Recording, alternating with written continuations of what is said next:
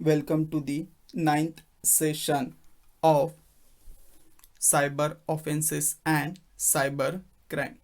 In today's session, we will study what is botnet, how botnet is used as business, and last we will study how to secure the system from botnet. Botnets, the fuel for cyber crime. The fuel for cybercrime means botnet is basically a main source for the criminals to make cyber crime. The dictionary meaning of bot is executing an automated program for doing some particular task, mostly over a network. Botnet is a term used for collection of software robots or bots that run autonomously and automatically. The term is often associated with malicious software but can also refer to the network of computers using distributed computing software. In simple terms, a bot is simply an automated computer program. One can gain the control of your computer by infecting them with a virus or other malicious code that gives the access. Your computer system may be a part of a botnet even though it appears to be operating normally. Botnets are often used to conduct a range of activities like distributing spam and viruses. They are used to spread viruses and to distribute spam content. It is also used to conduct denial of service attacks, that is DOS attack.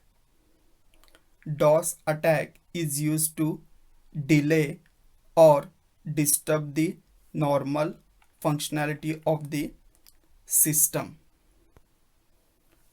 A botnet, also called as zombie network, is a network of computers infected with a malicious program that allows cyber criminals to control the infected machines remotely without the user's knowledge.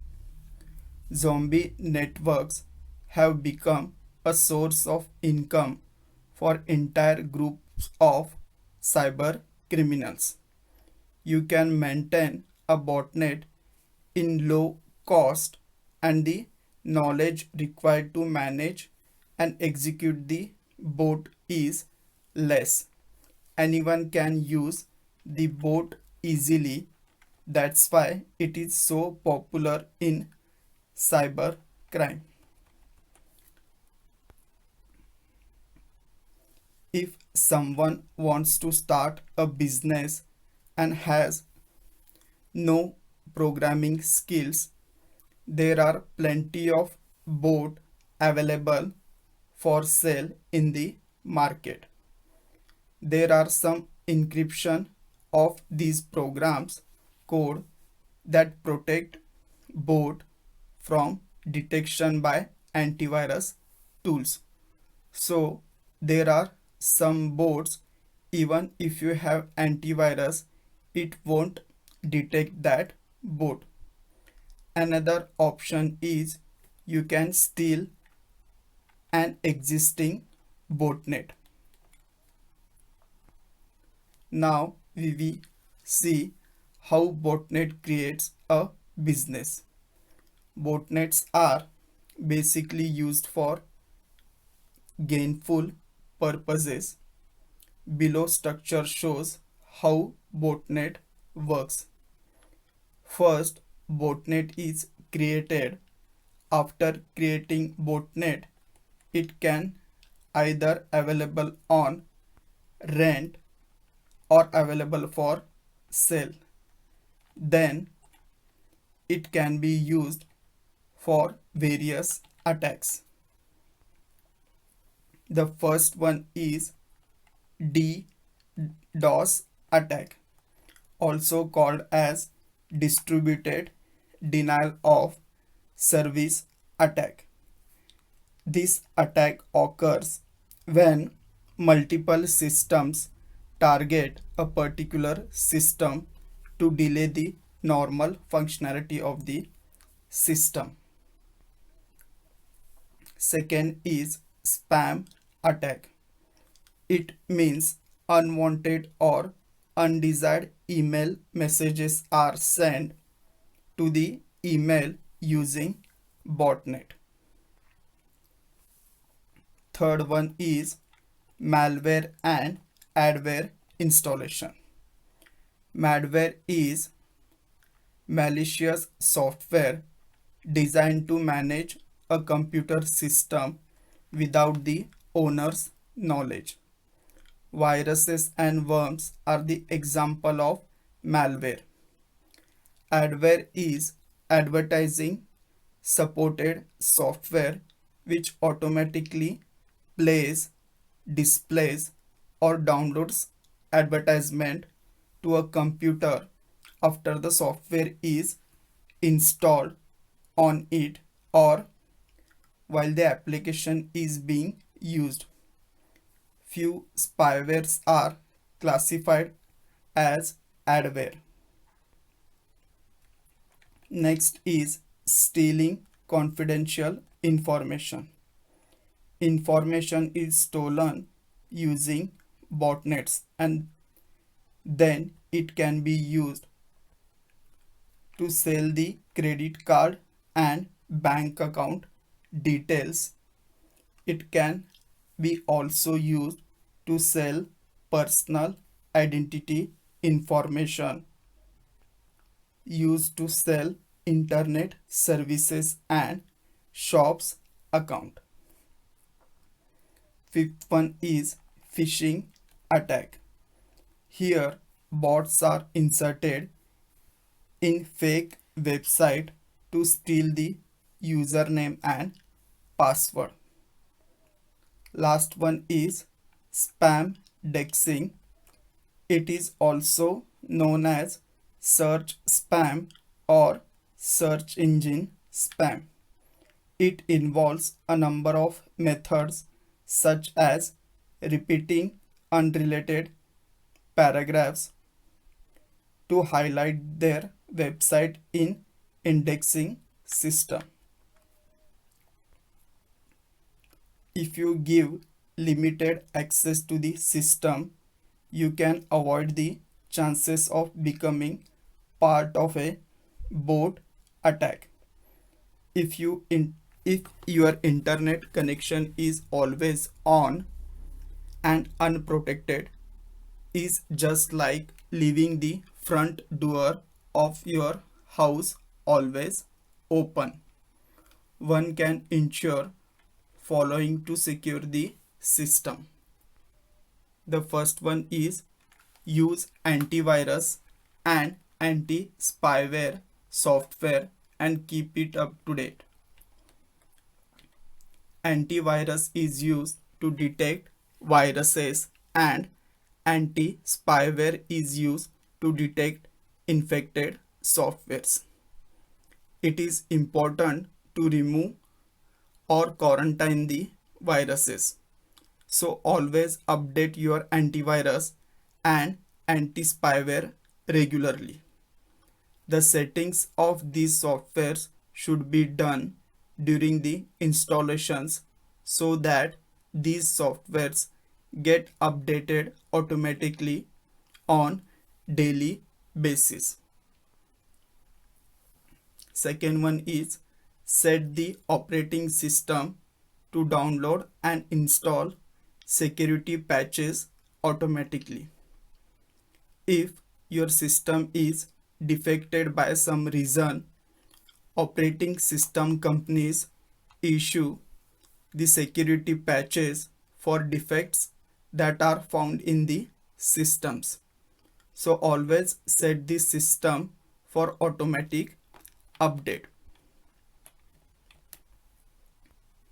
Third one is use a firewall to protect the system from hacking attacks while it is connected on the internet. A firewall is a software or hardware that is designed to block unauthorized access. Based upon a set of rules and other criteria, a device or set of devices used to allow, deny, encrypt, or decrypt different security domains. A firewall is different from antivirus protection. Antivirus software scans incoming viruses, whereas properly configured firewall is used to block all incoming communications from unauthorized sources. Fourth one is disconnect from the internet when you are away from your computer. Attackers cannot get into the system when the system is disconnected from the internet. Firewall, antivirus, and anti-spyware softwares are not always safe. So always disconnect your internet when you are not using the system. Fifth one is downloading the freeware only from websites that are known and trustworthy. Freeware means software which is available free of cost on the internet. You should be always careful while downloading free softwares such as games, file sharing programs, customized toolbars, etc. However, one should remember that many free softwares contain other software which may include spyware. So while downloading any free software, you have to check whether that website is genuine website or not, because it may contain other harmful programs. Sixth one, check regularly the folders in the mailbox, sent items or outgoing for those messages you did not send. If you find mails in your mailbox that you haven't sent, it is a sign that your system may have infected with spyware and may be a part of botnet. This is not always true. Many spammers have learned to hide their unauthorized access. They will hide or delete the messages from your sent items. Take an immediate action if your system is infected. Disconnect your internet immediately if your system is infected by a virus. Then use fully updated antivirus and anti-spyware software to scan the entire system. Then you should report to the internet service provider and to the legal authorities for the unauthorized accesses, and also change all the passwords immediately, because there is a chance that your passwords may have been changed in such cases.